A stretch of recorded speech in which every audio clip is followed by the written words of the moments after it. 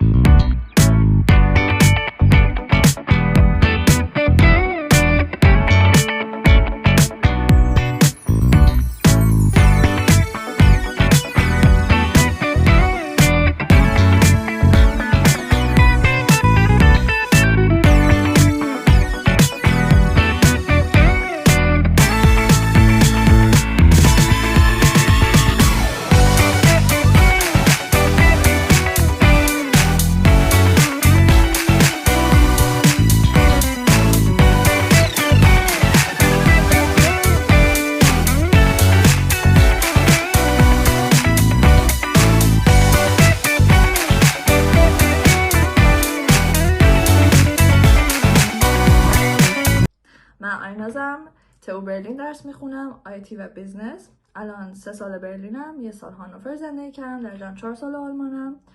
و شما؟ من روژانم، همون تو برق میخونم و 3 سال آلمانم. بله، و ما این چنل رو زدیم که زندگی روزمرمون رو باهاتون به اشتراک بذاریم، یک گپ و گفتایی داشته باشیم، یک گپ و گفتایی با هم دیگه داشته باشیم. یه چنل کاملا خودمونیه، دخترونه، قراره خیلی راحت با هم دیگه باشیم. دروغ چرا، یه دونه شات هم زدیم، فکر کنم قراره بذاریمش توی ویدیو. ولی خب آره، یه استرس هم خودمون داریم چون نمیدونیم باید اینا چی بگیم و از کجا شروع بکنیم. دیگه خودتون رو feel like home. آره، قراره برای ما همه چی جدید باشه. امیدوارم که خوشتون بیاد. سابسکرایب و لایک بکنین و بریم که داشته باشیم. دقیقاً بزنید بریم. راستیتون نرم، ما قراره یه پیج تیک تاک هم باز کنیم. آیدیش حتما ما هنوز ادیت کامل بلد نیستیم، ولی میگن پایین یا بالا میذاریم، ما یه جایی میذاریم. You gotta figure it out. پس ما سابسکرایب کنید، قراره کار مختلف با هم بکنیم. That's it. میبینیمتون تا ویدیو بعدی. خدافظ.